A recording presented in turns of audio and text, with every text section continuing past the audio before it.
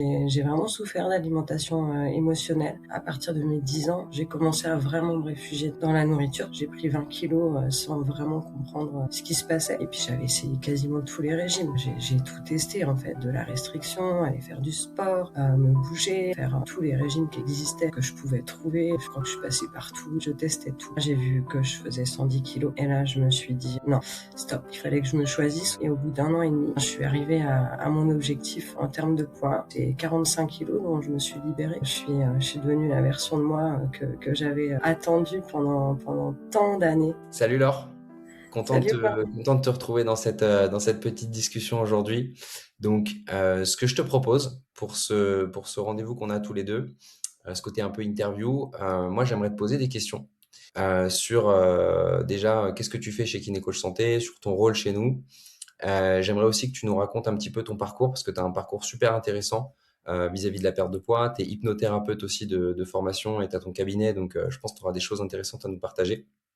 Et concernant donc ton rôle chez Kinécoach Santé, donc toi, tu t'occupes vraiment d'accueillir les nouvelles personnes qui viennent vers nous.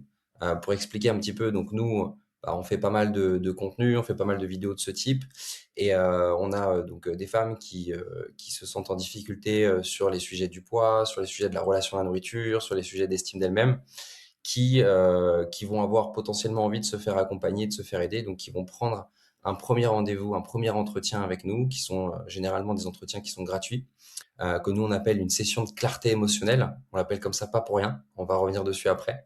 Mais toi, ton rôle vraiment, d'aider ces femmes dans cette session de clarté émotionnelle.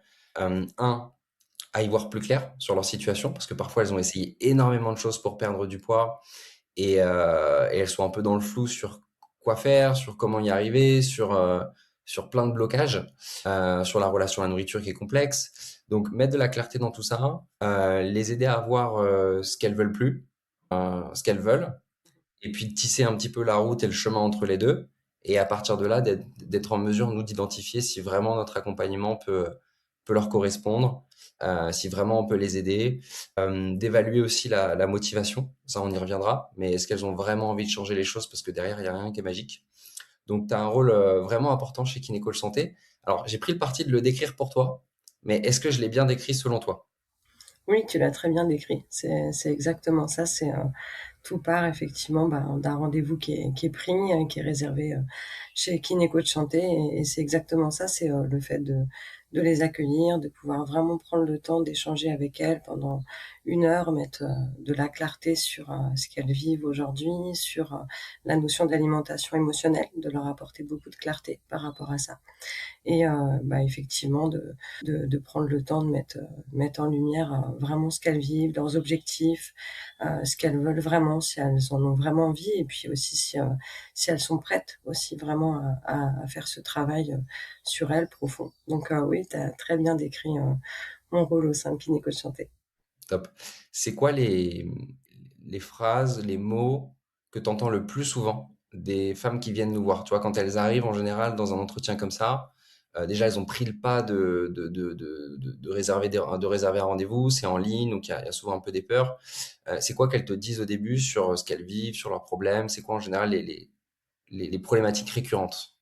Problématique récurrente, bon, déjà évidemment le poids, une relation à l'alimentation qui est compliquée, c'est souvent sous forme de compulsion, des grignotages, le les automatismes, tu sais le fameux «c'est plus fort que moi», de pas comprendre en fait vraiment ce qui se passe, ce qui se joue à l'intérieur d'elle sur certains moments, tu vois de vie, le soir après le travail, des moments où en fait c'est vraiment beaucoup plus fort qu'elle, et elles sentent que vraiment l'alimentation et ses compulsions, ben c'est bien présent, et ça vient vraiment marquer le quotidien. C'est Ok. vraiment ça qui revient le plus souvent. Ok, ça marche.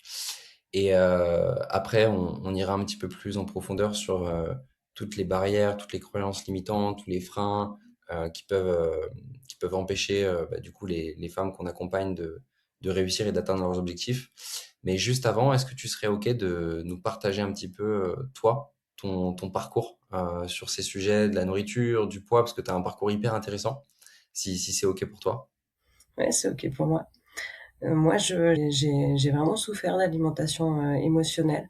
Ça a démarré à mes 18 ans ou enfin même un petit peu plus tôt, je dirais quand j'étais toute petite après le décès de ma grand-mère. Là, je me suis vraiment réfugiée dans l'alimentation, en fait, je cherchais du réconfort, il y avait des choses à l'intérieur qui étaient pas OK. J'étais vraiment en souffrance toute petite et ça a pas été du tout, pris en charge à l'époque. Donc je me rappelle que déjà, à partir de mes 10 ans, j'ai commencé à vraiment me réfugier dans la nourriture parce que j'étais en souffrance. Par la suite, adolescente, bon ça s'est plus ou moins régulé. Après à mes 18 ans, c'est vraiment revenu. C'est-à-dire que là, en fait, j'ai compris qu'il y avait quelque chose qui allait pas à l'intérieur. J'ai commencé vraiment de nouveau à beaucoup me réfugier dans la nourriture. J'ai pris beaucoup de poids à l'époque. J'ai pris 20 kilogrammes, sans vraiment comprendre, ce qui se passait. Donc ça a été vraiment, une étape, super difficile. Ensuite, je me suis fait accompagner pour aller comprendre ce qui se passait à l'intérieur. J'ai mis des mots dessus, j'ai eu beaucoup de prise de conscience. J'ai compris que, bah, il y avait vraiment ce trauma des 10 ans, du deuil de ma grand-mère qui avait pas été fait, qui était en train de ressurgir. Donc, j'ai vu des psychologues, je suis allée voir une hypnothérapeute pour mettre de la clarté là-dessus. Donc, je suis repartie avec beaucoup de prise de conscience. Néanmoins, le poids n'est pas descendu. Donc, ça m'a permis de comprendre les schémas, mais pas de pouvoir vraiment agir dessus. Ensuite, de mes 18 à mes 23 ans, là, ça a été beaucoup de yo-yo, beaucoup de régimes restrictifs. Je crois que j'ai à peu près tout essayé aussi. Je peux même pas quantifier le nombre de kilos que j'ai pu perdre, que j'ai pu reprendre. J'ai fait vraiment toute une phase de yo-yo. À mes 23 ans, je tombais enceinte, donc j'ai eu mon premier garçon et du coup pendant ma grossesse aussi beaucoup de kilos qui ont été accumulés, beaucoup, avec en plus bon bah la vie qui m'a pas épargnée, de nouveau un deuil à traverser. Donc là, ça a été vraiment une période très très difficile. Ensuite, bah, de nouveau, après la grossesse, des régimes, de nouveau de la restriction. J'ai continué à prendre du poids, donc là, en fait, j'ai commencé à accumuler. Je suis retombée enceinte de nouveau, donc là, j'ai eu ma petite fille.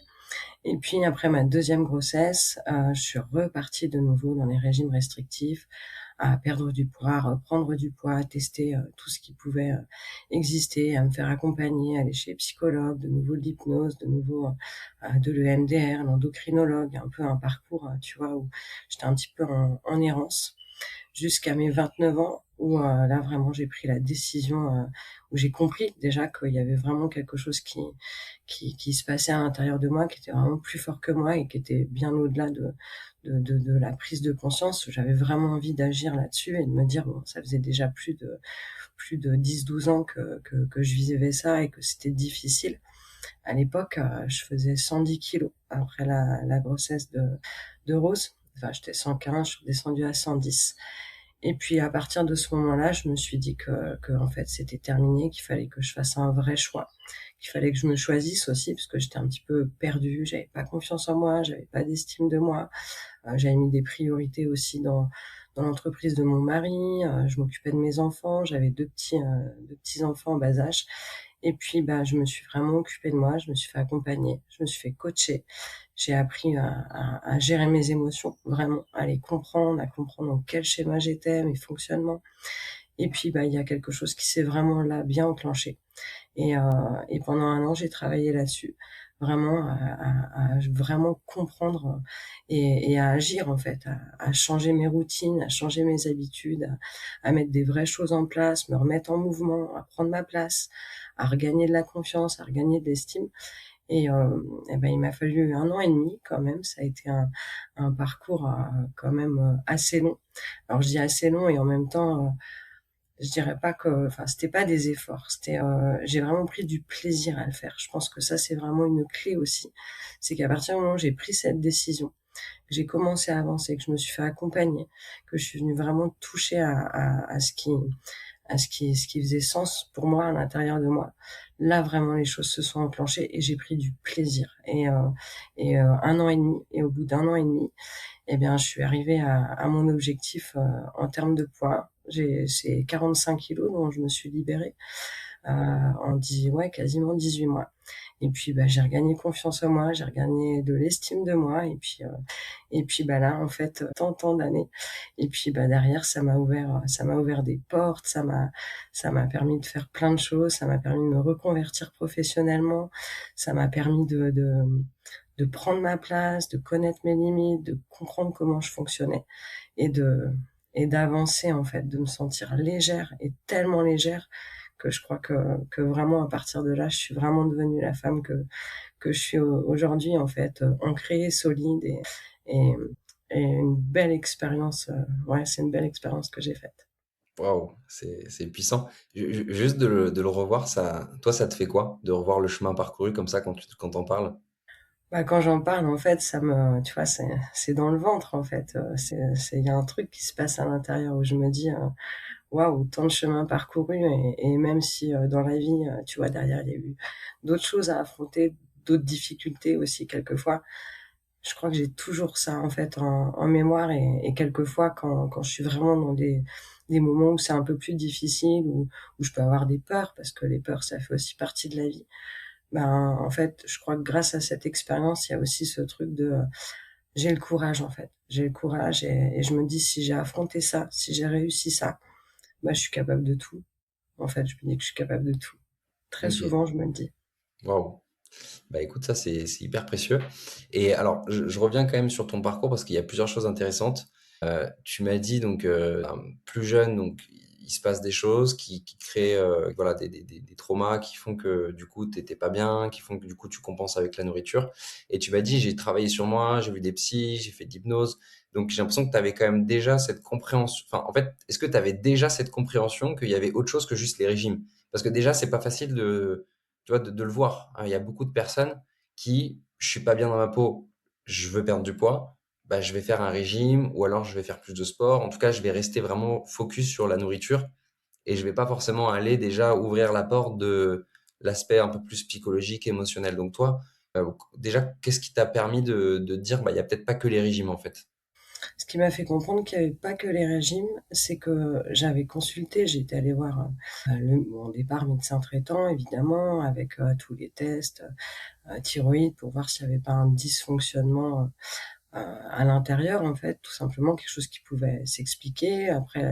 Après ces examens-là, j'ai compris que non, ça venait pas de là.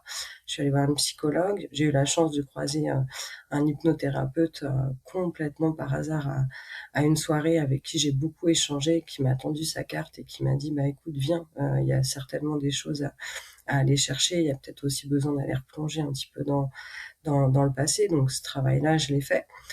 Néanmoins, effectivement, ça m'a fait prendre conscience qu'il y avait un trauma, en fait, qui s'était réveillé à l'intérieur de moi, quelque chose que je ne conscientisais pas du tout.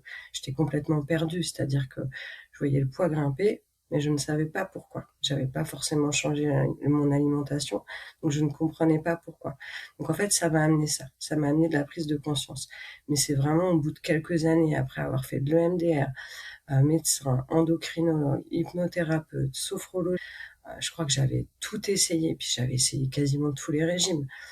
J'ai tout testé en fait, de la restriction, aller faire du sport, me bouger, faire, tous les régimes qui existaient, que je pouvais trouver, je crois que je suis passée par tout, la soupe aux choux, même les trucs que j'achetais en ligne, directement, tu vois? Je voyais des publicités à la télé, j'étais tellement en souffrance qu'en fait je testais tout et puis quand j'ai fait tout le tour, je me suis dit que ça venait de plus profond et que c'est pas parce que j'avais pris conscience de certaines choses, bah, que j'arrivais à agir dessus. Donc je me suis dit: «Là, il va falloir que j'agisse autrement et que j'aille vraiment changer profondément d'autres choses, d'autres mécanismes, d'autres façons de faire, mes routines, mes habitudes», puis que j'aille comprendre aussi ce que ça voulait dire, vraiment, à l'intérieur pour passer à l'action. En fait, je crois que c'est vraiment ça qui a fait que je me suis dirigée vers le coaching, la gestion des émotions et ouais, je crois que c'est vraiment ça. Ok. Donc si je résume, tu as pris conscience des choses par le travail, psy, EMDR, hypnose, etc. Mais ça n'a pas forcément suffi pour avoir le déclic de je conscientise, c'est bien, mais c'est un peu bon, bah, qu'est-ce que j'en fais? Ou en tout cas, derrière, tu avais du mal en tout cas à enclencher un vrai truc profond. Et c'est quand tu as tout balayé que là, tu t'es dit, bon, faut que je trouve un autre moyen, quoi. faut que je trouve un autre moyen. C'est exactement Ok. ça. Et ça a été quoi le moment vraiment de bascule en fait? J'ai cru comprendre, tu m'as dit que c'était peut-être après la naissance De d'un de ma tes petite fille. enfants. Ouais. Ça- Ça un matin, en fait, tout simplement, un matin, je me lève, heu, je monte sur la balance et là, j'ai vu que je faisais 110 kilos et là, je me suis dit: Non, stop». Tu sais, il y a vraiment ce truc quelquefois aussi, les paliers, on entend ça chez beaucoup de femmes aussi avec qui on échange, c'est, je me vois pas passer le palier du dessus, le chiffre sur la balance, c'est quelque chose qui peut être un gros élément déclencheur et là, quand j'ai vu 110 kilos, je me suis dit: «Stop» et puis, aussi, le fait de devenir maman, de me dire que ça commençait à devenir vraiment dangereux pour ma santé, prise de sang qui était pas très bonne non plus, tu vois? Avec un prédiabète qui commençait à s'installer et puis de voir mes 2 enfants et juste me dire, bah, j'ai 29 ans, j'ai 2 enfants et là concrètement si je continue comme ça, je vais finir par tomber malade et donc ça je pouvais plus courir avec mes enfants, je pouvais plus me mouvoir comme je voulais, j'étais vraiment bloquée en fait. Mon corps m'empêchait vraiment de réaliser ce que j'avais envie de réaliser au quotidien, donc ça devenait vraiment, handicapant même, je dirais. Ok. Et du coup, quel parallèle tu fais entre toi, ton parcours, ce que tu as vécu, et ce que entends en entretien avec les femmes qu'on accompagne? Tu vois, comment ouais, quel lien est-ce que tu fais en fait entre les deux? Bah, le lien que je fais entre les 2, ce que j'entends beaucoup, c'est que finalement, en fait, quand, on a une problématique liée au poids, souvent on va s'attaquer uniquement à l'alimentation et toutes les croyances, en fait, que ça va générer. En fait, il y a je trouve énormément de femmes qui se disent que tout simplement, si elles mangent équilibré ou si elles se mettent dans la restriction alimentaire, donc si elles font appel à leur volonté, à leur motivation, elles vont atteindre leur objectif. Et c'est vraiment ça le parallèle parce que c'est vraiment ce que je me suis dit pendant de très nombreuses années. Je manque de motivation, j'ai pas la force, ça va me demander énormément d'efforts et et c'est vraiment ça, c'est de se dire que c'est pas, en fait, c'est pas une question de motivation. Franchement, il y a eu des moments où j'ai été très motivée, il y a aussi des moments où j'ai été très découragée. Plus le poids s'installe, plus on se dit que ça va être long, ça va être dur. Donc tu vois, c'est aussi tout le dialogue intérieur, en fait, tout ce qu'on se raconte aussi à l'intérieur qui fait que finalement, ben, on se met des freins. On se met des freins toute seule. Parce que qui a envie d'aller atteindre un objectif, qui a envie de se lancer dans un objectif si à la toute base, on se dit que ça va être long, que ça va être dur, que ça va être compliqué. Donc c'est vraiment ça aussi, tu vois. Et puis j'avais pas la vision de moi, j'arrivais même plus en fait à visualiser qui j'allais être quand j'allais pouvoir atteindre cet objectif. Et à un moment donné, j'ai complètement perdu ça. Donc en fait, bah, finalement, c'est tu sais que tu es au point A, tu sais pas en fait vraiment ce qui se passe quand tu vas arriver au point B. Donc c'est aussi de le conscientiser en fait, de le visualiser, de se dire: «OK, qu'est-ce que ça va m'apporter vraiment?» pour y aller en fait. Et je dirais aussi que je reviens là-dessus parce que j'en ai parlé il y a quelques instants, mais je pense qu'une des clés aussi, c'est de prendre du plaisir à le faire. Tu vois, il y a beaucoup de personnes qui se disent, «Ça va être un effort, ça va être long, ça va être compliqué, ça va être difficile». Mais une fois que c'est lancé, bah, en fait, c'est vraiment une des clés, c'est de prendre du plaisir, de prendre du plaisir à y aller. Et c'est vraiment ce shift-là qui vraiment, je pense, fait vraiment évoluer et fait vraiment changer les choses. Hmm, excellent. J'entendais d'ailleurs récemment un podcast qui parlait d'études scientifiques qui ont démontré à quel point les mots qu'on utilise vont impacter la chimie dans notre cerveau. Et du coup, si j'ai des mots et des phrases, des pensées de ça va être difficile, de je suis nul, de j'ai pas de motivation, en fait, la chimie dans le cerveau, c'est une chimie qui va auto-confirmer ça, en fait. Et donc, du coup, ça va vraiment me garder, en fait, dans un cercle où je me dis que ça va être difficile. Bah oui, ça va l'être, en fait. Si avant une séance de sport, je me dis ça va être difficile, c'est quasi sûr elle va être difficile, la séance. Alors que si j'essaye de changer un peu mon discours intérieur, bah, ça change la chimie dans mon cerveau et puis ça change aussi la réalité de comment je vis le truc. Donc souvent, il y a ça Ouais, aussi chez les personnes qui réussissent à arrêter de fumer. J'ai entendu, j'ai ma femme qui est kinésithérapeute, qui était avec un patient, elle. Ah non, c'était pas la cigarette, c'était l'alcool. Un patient qui était alcoolique depuis plus de 20 ans Et là, ça faisait 6 mois qu'il avait pas bu et elle lui a dit: Comment t'as fait?» Et il a répondu, en fait, j'ai réussi à arrêter le jour où je me suis rendu compte qu'en fait, c'était pas difficile.» Bon, le on est ce qu'on pense, on se programme en fait quelque part, on se programme à réussir, mais je crois qu'on peut aussi se programmer à échouer. C'est vraiment ça, donc c'est vraiment les mots et ce qu'on se raconte aussi à l'intérieur. Donc le dialogue intérieur, il est hyper puissant. Ouais, complètement. Et si on en revient un petit peu du coup à toi, ce que tu fais, chez Kiné Coach Santé, la question que j'aimerais te poser, c'est, bah, déjà, c'est quoi les croyances limitantes qui reviennent le plus souvent et qui empêchent, tu vois, les femmes qui sont intéressées par changer les choses, mais qui n'arrivent pas à vraiment passer à l'action, pour de bon? Je vais pas y arriver, beaucoup. Ça, c'est quelque chose que j'entends beaucoup. J'ai essayé tellement de choses que je vais pas y arriver ou j'ai peur de pas y arriver. Ça, c'est vraiment, je dirais le truc qui revient le plus souvent. En fait, beaucoup de peur quelque part. Beaucoup de peur parce que l'échec, en fait, à de nombreuses reprises, ce qu'on évoquait là il y a quelques instants aussi, le fait de se dire que de croire que ça va passer uniquement par, l'alimentation ou l'alimentation, et le sport. Ça, il y a beaucoup de croyances aussi autour de ça.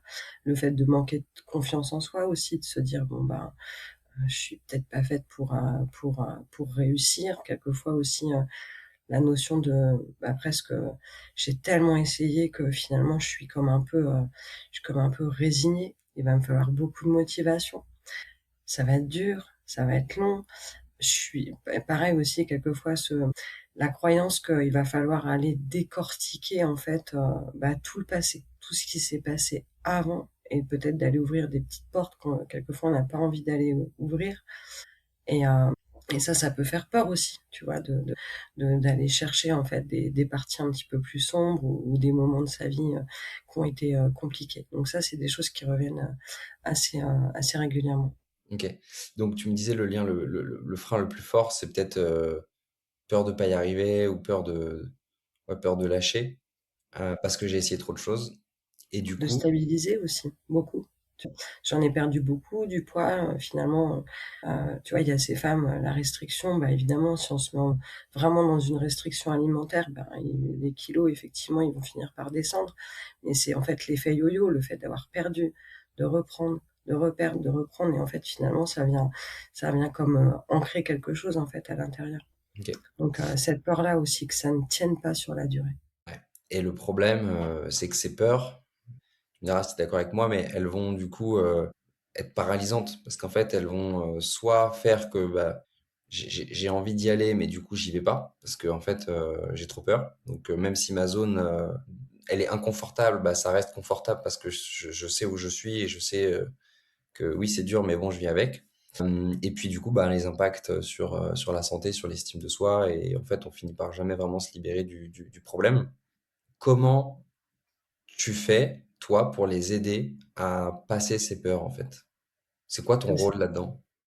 Mon rôle là-dedans, en fait, c'est vraiment de leur faire prendre conscience qu'elles en sont là où elles en sont aujourd'hui, parce ce qu'elles ont testé, ce qu'elles ont essayé, fait que, bah, elles en sont toujours au même point et que si vraiment elles, elles conscientisent, elles comprennent que c'est vraiment en allant travailler plus profondément, en allant vraiment travailler à la racine des choses, en prenant conscience que il va falloir modifier certaines choses, modifier certaines routines, changer le dialogue à l'intérieur, modifier les pensées, changer les actions, travailler sur les comportements, sur les valeurs, sur les croyances, sur, les capacités, les compétences aussi, tu vois? De modifier vraiment tout ça parce que je dirais que ça touche tous les niveaux, tu vois? C'est l'environnement, c'est les comportements, c'est les croyances, c'est les capacités, c'est les valeurs. Quelquefois, c'est même ça arrive même jusqu'à à l'identité, tu vois? Il y en a beaucoup qui nous disent: «Je suis». Elles commencent leur phrase par: «Je suis». On n'est pas, en fait, un comportement, on n'est pas, une croyance, on n'est pas, une émotion.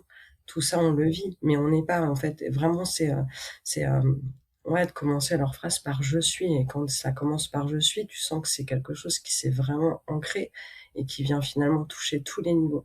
Donc c'est vraiment les accompagner par le questionnement, hein, tout simplement, d'essayer de comprendre vraiment comment elles fonctionnent, ce qui se passe à l'intérieur d'elles, ce qu'elles se racontent, que petit à petit, elles finissent par comprendre que effectivement, elles en sont là aujourd'hui parce que il y a des choses qui se sont ancrées et que elles, si elles shiftent en fait et que elles voient les choses d'une autre manière, eh bien, ça va tout changer.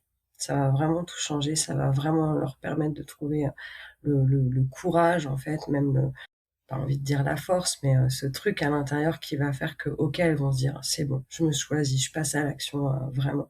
J'arrête de m'oublier». Parce qu'il y a aussi beaucoup ça, beaucoup de femmes qui s'oublient beaucoup, en fait, qui ne se font pas passer en priorité, qui prennent pas soin d'elles, qui prennent pas de temps pour elles du tout, qui sont toujours orientées, travail, famille, les enfants, le mari, les amis et pas elles. Finalement, il y a quelquefois aussi, tu vois, ces femmes qui, prennent pas du tout, du tout, du tout de temps pour elles et ça, c'est hyper important. Toujours de se mettre aussi, au centre pour pouvoir vraiment, ouais, prendre du temps, prendre soin d'elles et puis pour pouvoir avancer. Ça, c'est hyper important.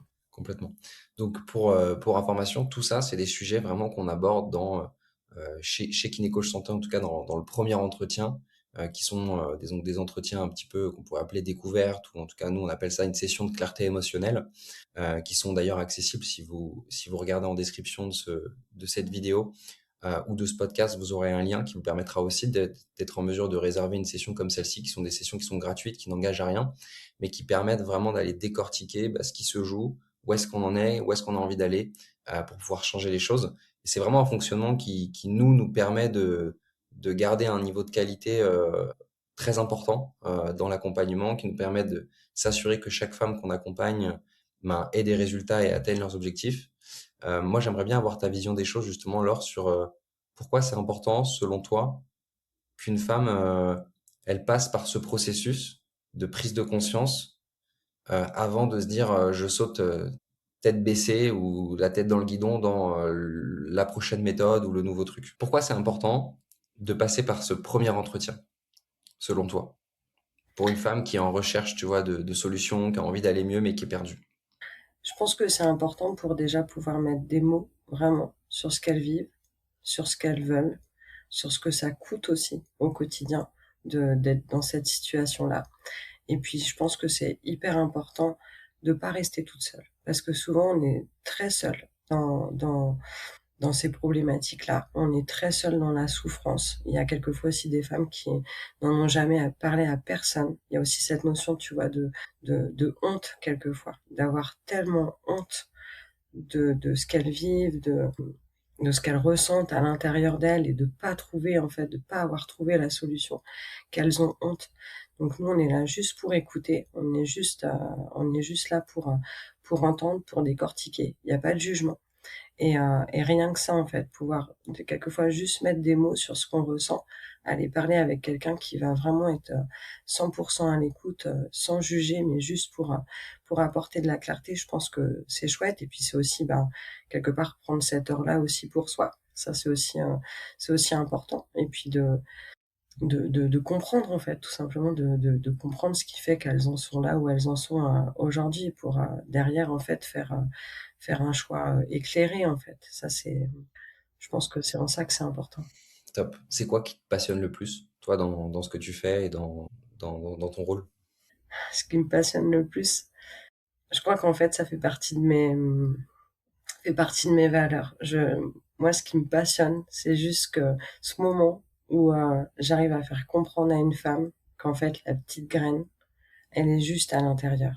Et que juste si elle s'autorise à la laisser germer, un jour, cette petite graine, elle va devenir soit une très jolie fleur, soit ça va devenir un très joli arbre. Et si je peux juste être là pour effectivement leur faire prendre conscience que la petite graine, elle est là et qu'elle demande juste à être bien nourrie, qu'on lui apporte de la lumière, qu'on lui apporte tous les nutriments nécessaires, la juste dose d'eau, d'engrais, de lumière, de soleil, de chaleur, pour que ça puisse devenir une jolie fleur toute colorée. c'est chouette. Je me dis que la journée, elle est gagnée. Trop bien. Tu aurais une anecdote? Peut-être tu vois, d'un entretien dont tu te rappelles où, je sais pas, il y avait beaucoup justement de peur, de limitation, de croyances limitantes et à la fin, quelqu'un qui se choisit vraiment, qui se dit: «OK, là, j'y crois, j'ai envie d'avancer», qui derrière a des super résultats? Oui, je me rappelle d'une jeune femme qui venait d'avoir 2 enfants et qui me disait: «En fait, je suis complètement déconnectée, c'est-à-dire que tu quand tu me demandes ce que je ressens, je crois que j'arrive même pas à mettre de mots, finalement, sur les émotions que je ressens», tellement elle était, en fait, complètement, déconnectée. Et puis, on passe vraiment 1 heure à échanger. Je lui pose des questions sur, en quoi c'est important pour elle aujourd'hui de changer. Est-ce que vraiment elle se sent prête? Et heu et je vois qu'elle hésite vraiment parce qu'elle se dit: «Mais j'ai tout essayé, pourquoi en fait, travailler de cette façon-là? Vraiment ça va changer les choses», et on a continué, continué, continué à échanger, à décortiquer. Et puis en fait, quand, vraiment je lui ai présenté, quelque chose de très personnalisé et très individualisé, et qu'elle a compris que vraiment elle allait être, accompagnée et qu'elle serait plus toute seule. Heu et en fait, il y a ce moment où j'ai vu ses yeux briller d'un coup et elle m'a dit, «OK, go, je me lance». En fait, elle a go, elle a foncé. Ce côté ouais, go, j'y vais, là, je OK, fonce. super. C'est une belle histoire. Je me suis noté une petite question aussi. Quelle quelle vérité un peu challengeante, un peu difficile à entendre, tu vois, les femmes qui nous écoutent, elles auraient besoin d'entendre selon toi? Je pense que c'est important de prendre soin de soi avant de pouvoir prendre soin des autres. Je pense que c'est vraiment ça. Il faut toujours, toujours se mettre au centre. Il y a rien d'égoïste à ça. C'est vraiment pour pouvoir prendre soin des autres, pour pouvoir être présent pour les autres, pour pouvoir, être, la femme qu'on a envie d'être, la maman qu'on a envie d'être, l'épouse qu'on a envie d'être, la femme qui va au travail et qui s'épanouit. C'est soi d'abord. Je pense que c'est vraiment ça. OK, excellent. Trop bien. Est-ce qu'il y a d'autres choses, qui seraient, peut-être pertinentes, à partager, même si on a déjà, enfin, tu as déjà partagé beaucoup de valeurs? Tu vois, si je sais pas, une auditrice, elle devait retenir, peut-être un seul message de cet épisode, alors c'est peut-être ce que tu viens de dire, c'est peut-être autre chose, mais je sais pas si toi tu as autre chose à partager? De croire en soi. En fait, de jamais, si vraiment il y a l'élan à l'intérieur, tout se travaille, tout se transforme, tout ce qui s'est construit, ça peut se déconstruire. Faut juste aller travailler, au bon endroit, à la bonne profondeur, mais tout se construit, de jamais lâcher. Vraiment. Quelquefois quand j'entends, «Je suis résignée», bah, j'ai vraiment envie de dire: «Mais il se passe quoi à l'intérieur de toi?» Et quand, bah, il se passe à l'intérieur de soi qu'il y a vraiment ce truc qui fait que non, en fait, c'est pas OK, et je vais pas laisser ça continuer me définir, ben, c'est juste ça, et de se dire, «OK, je me choisis». C'est vraiment important de choisir, parce que ce qui va se passer derrière finalement, ben, OK, on le sait pas, mais en fait, ça va être magique. Ça va juste être magique. Waouh, puissant, trop bien et surtout que moi ce qui m'a frappé quand tu m'as partagé ton histoire au début, c'est que tu as réussi à utiliser le mot, «grâce à», tu vois? «Grâce à ce que j'ai vécu». Tu as vécu un truc ultra difficile, tu as été quand même en surpoids très fort, très important et ça a dû être dur, tu vois? Tu avais 2 enfants, tu devais être vraiment rempli de peur et de manque de confiance, d'estime de toi et aujourd'hui tu arrives à dire, «Grâce à ce que j'ai vécu, voici ce que ça m'a permis». Ça, c'est puissant Mmh. quand même. Ah, c'est puissant. Ouais, ça m'a permis beaucoup de choses, énormément de choses, et j'en avais même pas conscience avant.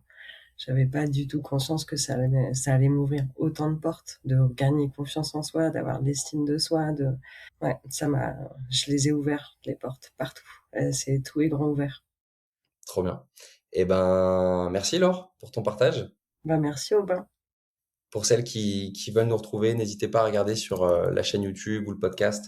On a beaucoup d'autres épisodes comme celui-ci qui apportent vraiment pas mal de conseils, pas mal de déclics, pas mal de clés. Si il y en a parmi vous qui ont envie d'avoir un entretien avec Laure ou avec une autre coach de l'équipe, n'hésitez pas donc à regarder sous la vidéo ou sous le podcast. Vous aurez des liens qui vous permettront d'en savoir plus sur comment est-ce qu'on travaille et justement de pouvoir réserver une session de clarté émotionnelle. Donc, pour rappel, hein, c'est vraiment un entretien individuel qu'on fait nous en visio, qui dure 1 heure et qui permet vraiment d'aller creuser tous ces sujets, d'aller poser ce qui se joue, d'aller parler de soi, d'aller parler de son objectif aussi. Et puis, si nous, on voit vraiment que vous avez les critères et qu'on peut vous aider derrière, bah, être en mesure de vous expliquer plus en détail comment on travaille et puis surtout de créer une feuille de route personnalisée pour vous, pour vous proposer un accompagnement sur plusieurs semaines, généralement plusieurs mois, et aller chercher votre objectif de vous sentir mieux dans votre peau, dans votre corps, avoir une meilleure relation à la nourriture et perdre du poids pour de bon.